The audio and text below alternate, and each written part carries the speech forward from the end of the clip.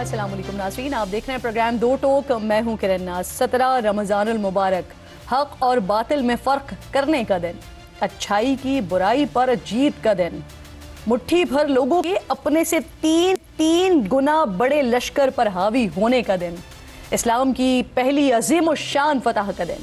ये वो दिन कि जब एक तरफ सिर्फ 313 जानिसारान थे तो दूसरी तरफ 1000 कुफार, एक तरफ भूखे प्यासे रोजेदार, दूसरी तरफ पेट भरे सरदार, एक तरफ 2 घोड़े और 70 ऊंट सवार, दूसरी तरफ 100 घोड़े और 700 ऊंट सवार, एक तरफ सिर्फ 6 ज़रे, दूसरी तरफ कसीर हथियार। ये वो दिन कि जब नुसरत खुदावंदी आसमान से उतरी और उसकी तस्दीक खुद रब्बे जुल जलाल ने कुरान पाक में फरमाई।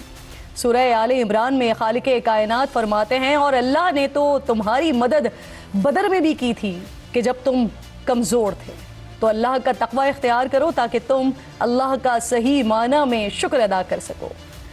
ये वो गज़वा था कि जिसके आगाज़ से पहले ही सरवरे कायनात मोहम्मद मुस्तफ़ा अहमद मुश्तबा सल्लल्लाहु अलैहि वसल्लम ने अपने असहाब को बता दिया था कि कौन कहाँ कत्ल होगा, और फिर बिल्कुल ऐसा ही हुआ। अतबा, शैबा, अबू जहल, सबका खात्मा बिल्कुल उसी जगह पर हुआ जिसकी निशानदही रसूलुल्लाह सल्लल्लाहु अलैहि वसल्लम ने गज़वा शुरू होने से पहले कर दी थी। 1 इंच भी ना इधर ना उधर।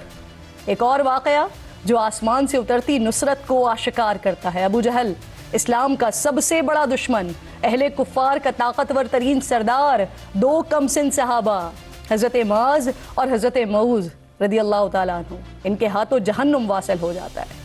17 रमज़ानुल मुबारक जहाँ ग़ज़वा बदर में मुसलमानों की अजीम फतह को याद दिलाता है, वहीं आज भी हमें यकीन दिलाता है कि फ़िज़ाए बदर पैदा कर फरिश्ते तेरी नुसरत को उतर सकते हैं गिरदों से कतार अंदर कतार अब भी। दूसरी तरफ यही नाजरीन वो दिन है कि जब पाकीज़ा आलिमा फाजिला रसूलुल्लाह सल्लल्लाहु अलैहि वसल्लम की महबूब हज़रत अम्मा आयशा सिद्दीक़ा रदी अल्लाह ताला अन्हा अपने खालिक़े हक़ीक़ी से जा मिली कि जिनकी सच्चाई की गवाही सूरह नूर की आयत 11 ता 26 में रब्बे जुल जलाल ने की है। उस खातून जन्नत का क्या मकाम होगा कि जिसकी पाकीज़गी की गवाही खुद खालिक़े कायनात दे रहे हैं। कुछ रिवायात में आता है कि आपको रसूलुल्लाह सल्लल्लाहु अलैहि वसल्लम से निकाह के लिए खुद अल्लाह रब्बे जुल जलाल ने चुना था। एक रात रसूलुल्लाह घर में आराम फरमा रहे थे कि ख्वाब में जिब्राईल अलैहिस्सलाम रेशमी पारचे पर बिन्ते अबू बकर सिद्दीक़ रदी अल्लाह ताला अन्हु की तस्वीर लाए और अर्ज़ किया कि या रसूलल्लाह, ये खातून इस दुनिया और आखिरत में आपकी ज़ौजा हैं। ये ख्वाब मुसलसल 3 रातों तक आता रहा और फिर ऐसा ही हुआ। अम्मा आयशा सिद्दीक़ा रदी अल्लाह ताला अन्हा सरवरे कायनात हज़रत मोहम्मद मुस्तफ़ा सल्लल्लाहु अलैहि वसल्लम को इंतहाई महबूब थीं। रसूलुल्लाह ने उम्मुल मोमिनीन सैयदा सलमा रदी अल्लाह ताला अन्हा से फरमाया, मुझे आयशा के बारे में तकलीफ़ न दो, बेशक अल्लाह की कसम मुझ पर तुम में से सिर्फ आयशा के बिस्तर पर ही वही नाज़िल होती है। अल्लाह रब्बुल जलाल हमें अम्मा आयशा सिद्दीक़ा से मोहब्बत करने वाला और उनके नक्श कदम पर वाला बनना है। आगाज़ करते हैं प्रोग्राम का। तो नाज़रीन, सिचुएशन कुछ यूँ है कि ईरान पर इसराइल और अमेरिका के हमलों के बाद शुरू होने वाली जंग को आज 1 हफ़्ता हो गया है, और इस दौरान ईरान में अब तक 1300 से ज़ायद अफराद जा बहक हो चुके हैं। ईरान ने भी क्लस्टर बम और खैबर शिकन मिसाइल्स के साथ इसराइल पर बड़ा हमला किया है, लेकिन साथ ही खलीजी ममालिक पर भी हमले जारी हैं। कुवैत में अमरीकी फ़ौजी अड्डों, बहरीन में इसराइली सफारत खाने और इराक़ में अमरीकी ऑयल फील्ड पर हमले किए गए हैं। सऊदी अरब ने 4 बैलिस्टिक मिसाइल्स हमले नाकाम बनाने का दावा किया है। हमले के बाद अज़रबैजान ने ईरान से अपना सफ़ीर भी वापस बुला लिया है। इसी तरह तुर्किया ने भी ऐलान कर दिया है कि नेटो के फ़ज़ाई दिफा ने एक ईरानी बैलिस्टिक मिसाइल को मुल्क की फ़ज़ाई हुदूद के करीब आते ही रोक दिया था, लेकिन ईरान ने सऊदी अरब, तुर्किया और अज़रबैजान पर हमलों की तरदीद की है। लेकिन अगर ये हमले ईरान ने नहीं किए तो फिर कौन ये हमले कर रहा है? ईरान जंग के असरात पूरी दुनिया ने महसूस करना शुरू कर दिए हैं। आबनाए हुर्मुज़ बंद किए जाने के बाद दुनिया को 20% तेल, 30% LNG और दीगर तिजारती सामाए मुतासर होने से अरबों रुपए नुकसान का खदशा है। आबनाए हुर्मुज़ मशरक़ वस्ता के खाम तेल पैदा करने वाले ममालिक को एशिया, यूरोप, शिमाली अमरीका और दीगर दुनिया से जोड़ती है। इस समंदरी राहदारी के एक तरफ अरब ममालिक तो दूसरी तरफ ईरान है। इस राहदारी से रोजाना तकरीबन 1 करोड़ 50 लाख बैरल खाम तेल गुजरता है। अमेरिका के तवानाई के इदारे एनर्जी इंफॉर्मेशन एडमिनिस्ट्रेशन के मुताबिक इस बहरी राहदारी से हर साल 600 अरब डॉलर्स का सामान गुजरता है। एक हफ्ता पहले शुरू हुई इस जंग के बाद से अब तक आलमी सतह पर तेल की कीमत तकरीबन 26% बढ़ चुकी है।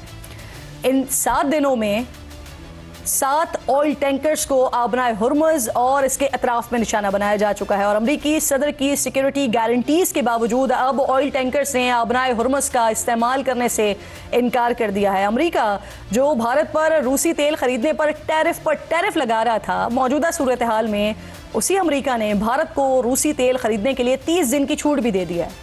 कतर जो दुनिया को 20% LNG बरामद करता है, इसने कम से कम अगले 2 हफ्ते LNG की पैदावार बंद करने का ऐलान कर दिया है। अमरीकी बैंक JP मॉर्गन ने खदशा जाहिर किया है कि अगर आबनाए हुर्मुज़ बंद रहती है तो इराक और कुवैत से खाम तेल की सप्लाई चंद ही दिनों में मुअत्तल होना शुरू हो जाएगी। अब माहिरीन के मुताबिक मशरक़ वस्ता में जारी लड़ाई के 8वें दिन तक यानी कल बरोज़ हफ्ते से मुमकिना तौर पर यौमिया 3.3 मिलियन बैरल तेल की सप्लाई कट जाएगी, जबकि अगले हफ्ते तक ये नंबर 3.8 मिलियन बैरल और इससे अगले हफ्ते तक 4.7 मिलियन बैरल यौमिया तक पहुंच सकती है। और इराक चंद ही दिनों में तेल की पैदावार में 30 लाख बैरल यौमिया से ज़ायद की कटौती करने पर मजबूर हो जाएगा। तो यूं आलमी मंडी में तेल की कीमत $150 फी बैरल तक पहुंच सकती है।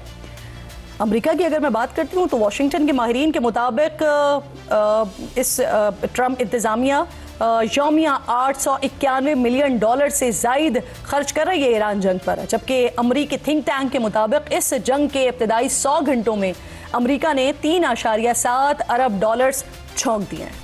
अमरीकी टीवी CNN ने इंकशाफ किया है कि उर्दन मुत्तहदा अरब इमारात में जदीद तरीन सिस्टम का रडार ईरानी हमले में तबाह, जबकि ऐसे ही हमलों में कतर में अर्ली वार्निंग रडार समेत ये जो सिस्टम है ये तबाह हो गया है। तुर्क मीडिया के मुताबिक ईरानी हमलों में अमेरिका को अब तक तकरीबन $2 अरब मालियत के फौजी साजो सामान का नुकसान उठाना पड़ा है। जंग के माहौल में नाजरीन तुर्क सदर सालिसी की कोशिशें कर रहे हैं। इराक़ी न्यूज़ एजेंसी के सीनियर अमरीकी ओहदेदार के हवाले से ये दावा भी सामने आया है कि 12 ममालिक ने जंग रुकवाने के लिए वाशिंगटन से रब्ता किया है, जिसकी तस्दीक ईरानी सदर ने भी की है। मसूद पज़ेश्कियान ने कहा है कि चंद ममालिक ने सालिसी की कोशिशों का आगाज़ किया है और हम अमन चाहते हैं, लेकिन कौमी वक़ार और ख़ुद मुख्तारी पर बिल्कुल नहीं हिचकिचाएंगे। सालिसी के दौरान उनसे बात करने की ज़रूरत है जिन्होंने इस तनाज़े का आगाज़ किया है और ईरानी अवाम के बारे में गलत अंदाज़ा लगाया है। जहां एक तरफ ईरानी सदर मस्बत जवाब दे रहे हैं, वहीं अमरीकी सदर अब भी हठ धर्मी दिखा रहे हैं। ट्रंप कहते हैं कि गैर मशरूत सरेंडर के अलावा ईरान के साथ डील का कोई इम्कान मौजूद नहीं है। सिचुएशन क्या बनेगी, पाकिस्तान इसके लिए कितना तैयार है, इस पर बात करने के लिए मुझे खुर्रम शहजाद साहब मुशीरे वजारत ख़जाना है, मेरे इंतहाई मोअज़्ज़ज़ मेहमान है, स्टूडियो में साथ मौजूद हैं। बहुत शुक्रिया आपका, थैंक यू सो मच आपके टाइम के लिए। सबसे पहले मुझे फरमाइए सर, ये जो ईरान अमरीका जंग है इससे पाकिस्तान भी ऑब्वियसली शदीद मुतासर हो रहा है। कतर ने बाज़ाब्ता तौर पर गैस फराम न करने का आगाह किया हमें। फर्टिलाइज़र सेक्टर ये गैस की फरामी आदी कर रहे हैं। कराची और साउथ रीजन में गैस का शदीद बहरान है, वहाँ सप्लाई जो है वो सिर्फ सहरी और इफ्तार के टाइम में दी जा रही है, वो भी प्रेशर ना होने के बराबर है। हुकूमत इस हवाले से क्या कर रही है, मुतबादिल सप्लाई चेन के हवाले से कोई काम हो रहा है?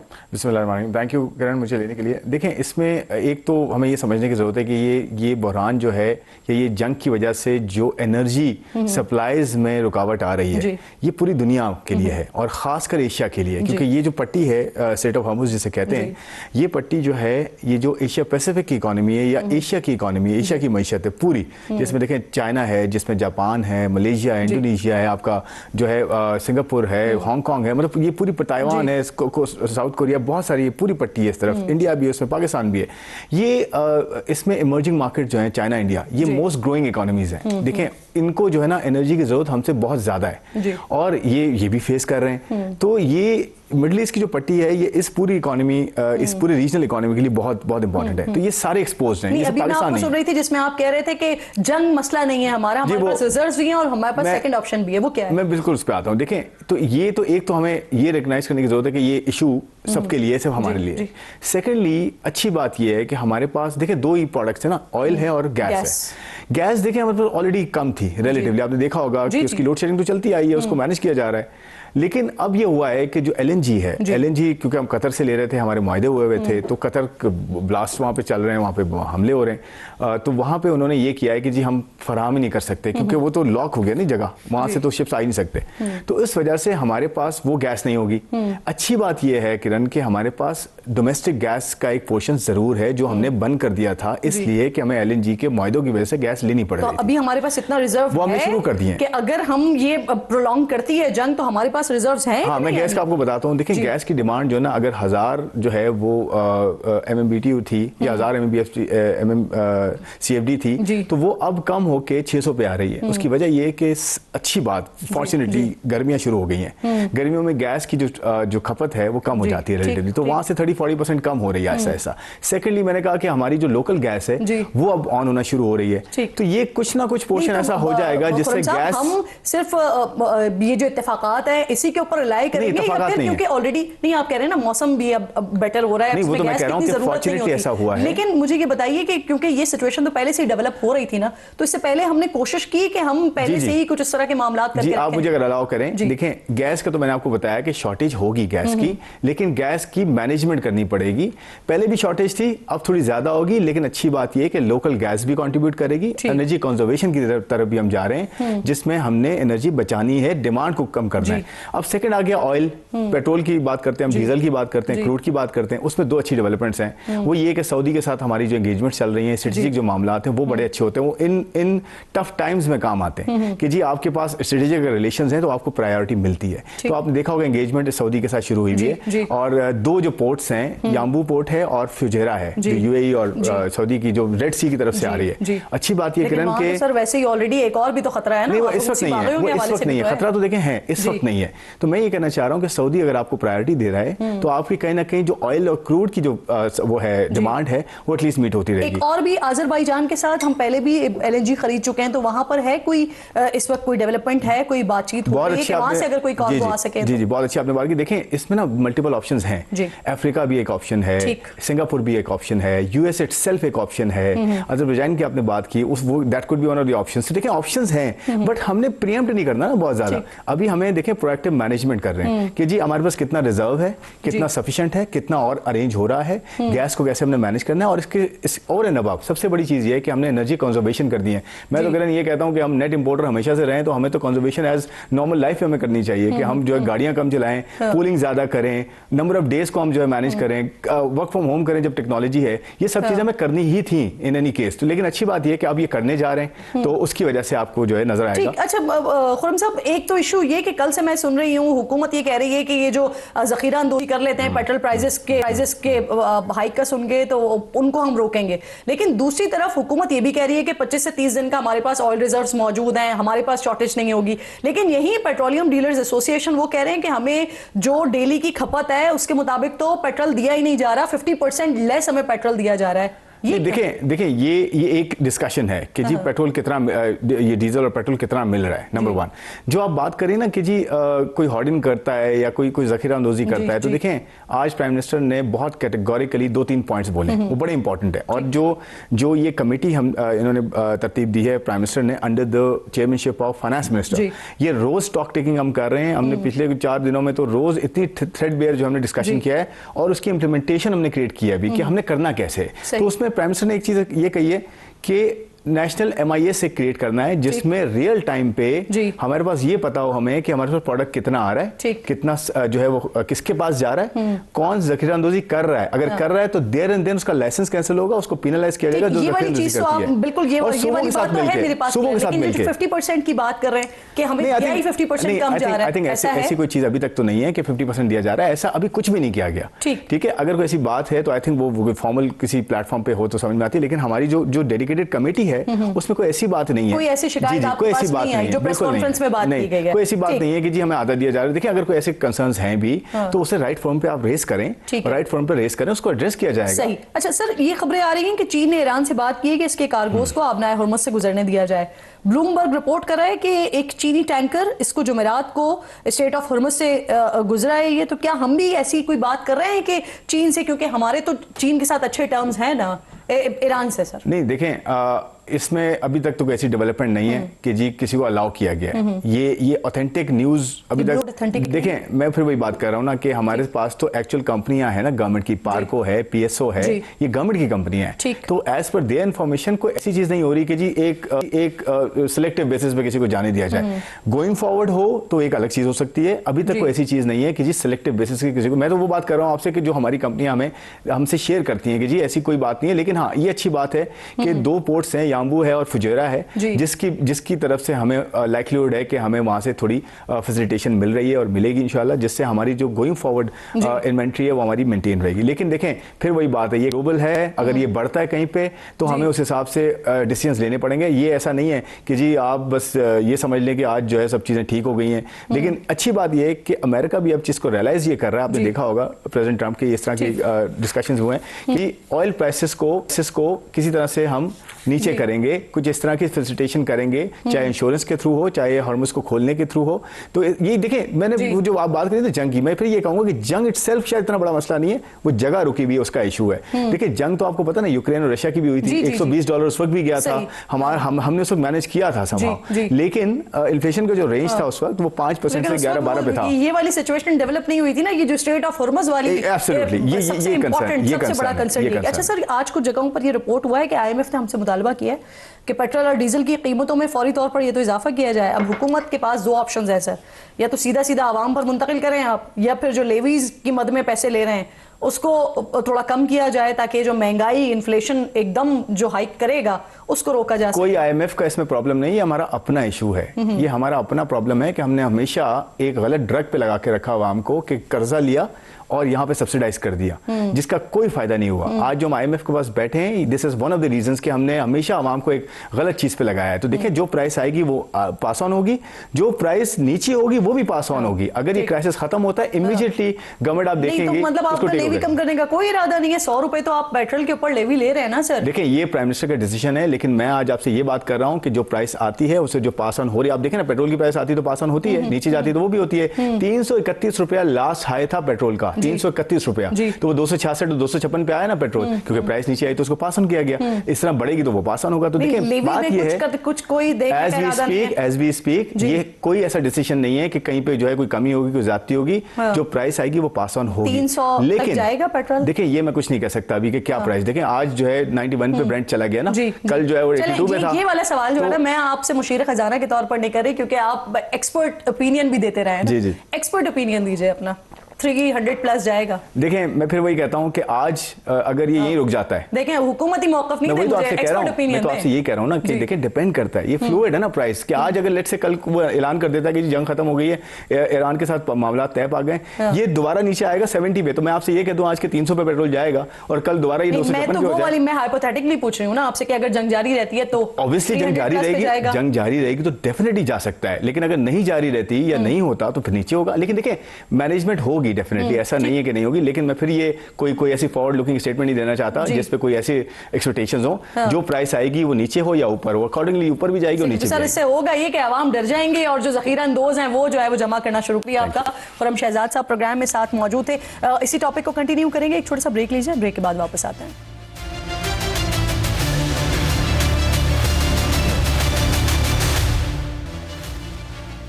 प्रोग्राम में एक बार फिर आपको खुशामदीद कहती हूँ। सबकी नज़रें इस वक्त ईरान अमेरिका इसराइल जंग के ऊपर हैं और उसके असरात दुनिया भर में और ख़ास तौर पर इस खत्ते पर क्या पड़ने जा रहे हैं, इस पर बात हो रही है। मिफ्ता इस्माइल साहब मेरे साथ मौजूद हैं, साबिक वज़ीर ख़जाना। बहुत शुक्रगुजार हूँ मिफ्ता साहब आपकी। इस जंग के क्या असरात होते हुए देख रहे हैं आप सर? कतरी वज़ीर तवानाई कह रहे हैं कि फ़ी बैरल तेल की जो कीमत है वो $150 तक जा सकती है। तो पाकिस्तान के ऊपर किस तरह का इम्पैक्ट देख रहे हैं? और अगर तेल की ये कीमत जाती है, $100 भी क्रॉस करता है, तो पाकिस्तान में क्या कीमत बनती है मिफ्ता साहब इसकी? देखें, इस वक्त जो ऑलरेडी $86 की जो बैरल की कीमत है, उससे भी पाकिस्तान को बहुत ज़्यादा नुकसान होगा। जो हम तो $60-70 के यूज्ड टू हैं, तो $87 में भी हमको बहुत नुकसान हो रहा है। तो खुदा न खास्ता अगर $100 चले गई तो बहुत ही ऊपर हो जाएगा। आप इस $87 पे जो आजकल जो हो रही है, पाकिस्तान में जो पेट्रोल की प्राइस और डीजल की प्राइस होती है, वो एक सिंगापुर का वो इंडेक्स होता है प्लेट की डेली एवरेजेस से करके करते हैं। अभी हमें नहीं पता कि क्या होगा प्लेट का, लेकिन इस वक्त जो अंदाज़ा है वो ये है कि 30 से 35 रुपए पेट्रोल की कीमत बढ़ेगी और तकरीबन 50 रुपए डीजल की कीमत बढ़ेगी। इसी वजह से पाकिस्तान में आजकल जो है वो होर्डिंग हो रही है। पेट्रोल पंप वाले और दीगर लोग जो है वो पेट्रोल जो है वो अपनी टंकियों में रख रहे हैं, बेच नहीं रहे, नोइंग फैक्ट कि 15 तारीख को प्राइस बढ़ जाएगी। तो इसलिए आपने देखा है कि कई पेट्रोल पंप लाइनें लगी हुई हैं, सारिफ भी डरा हुआ है। लेकिन पाकिस्तान में इससे एक महंगाई की लहर बढ़ेगी। ठीक, अच्छा मिफ्ता साहब, एक और भी सिचुएशन हुई है ना, अभी अमेरिका ने रशिया से तेल लेने की छूट दी है भारत को 30 दिन के लिए। तो माजी में हम भी रशिया के साथ एक डील कर चुके हैं, बल्कि हाल ही में हमारी कंपनी ने भी अमेरिका से कंटेनर्स मंगवाए हैं। तो क्या हमारे लिए वायबल हैं ये ऑप्शंस, अगर हम इस पर जाने की कोशिश करें तो? पाकिस्तान ने एक मरतबा पिछली हुकूमत में, शहबाज शरीफ साहब की हुकूमत में, रशिया से भी मंगवाया था।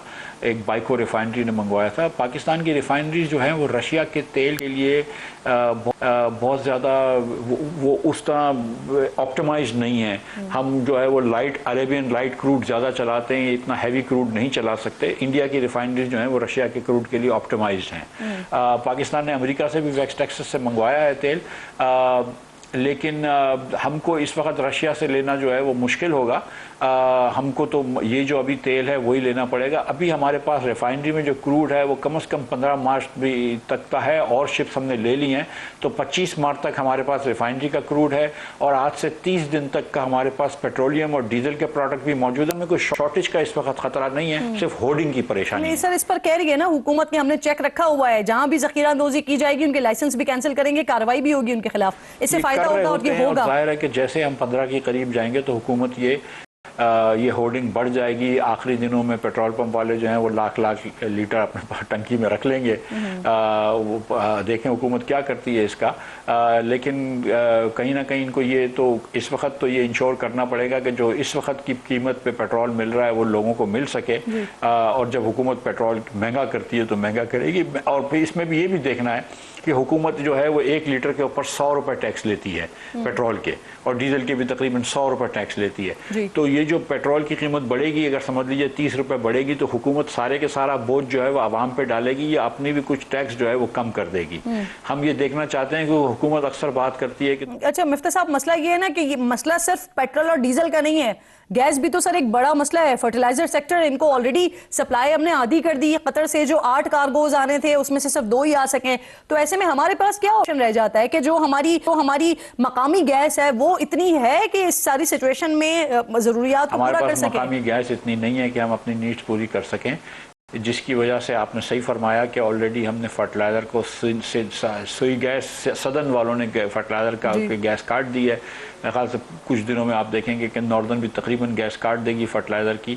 उसके बाद फिर इंडस्ट्रियल लोड शेडिंग भी शुरू होगी।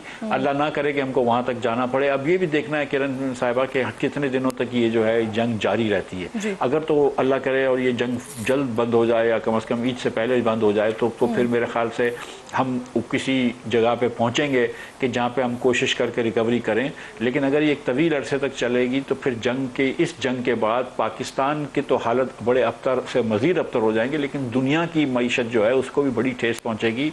मगरबी ममालिक, अमरीका, इन ममालिक को भी बहुत लंबा नुकसान होगा।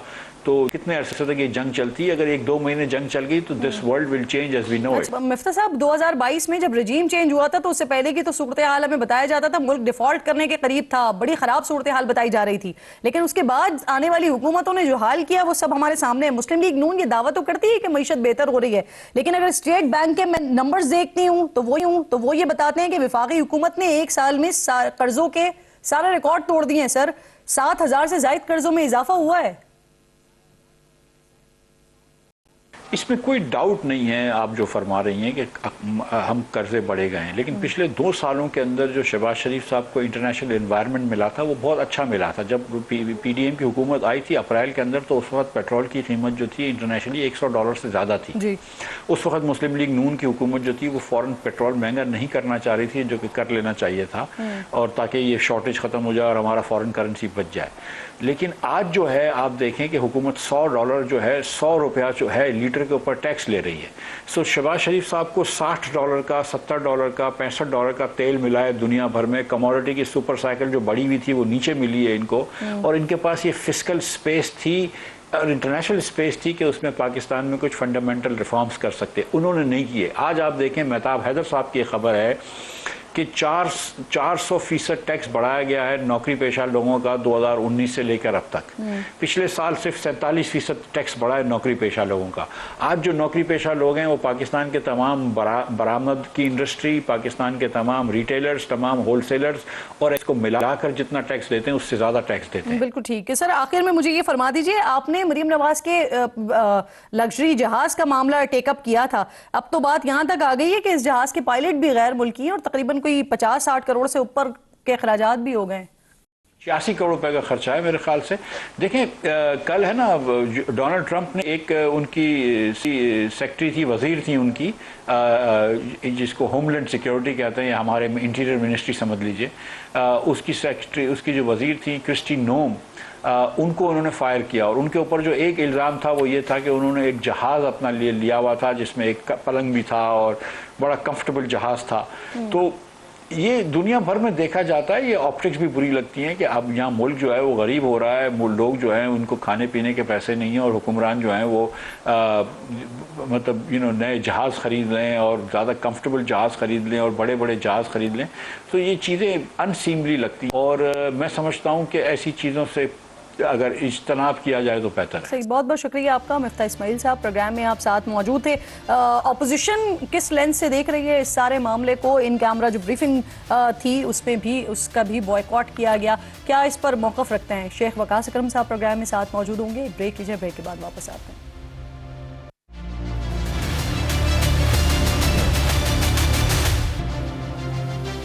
प्रोग्राम में एक बार फिर आपको खुशामदीद कहती हूँ। शेख वकास अकरम साहब सेक्रेटरी इत्तलात हैं पाकिस्तान तहरीक इंसाफ से, मुझे ज्वाइन कर चुके हैं प्रोग्राम में। शुक्रिया आपका सर।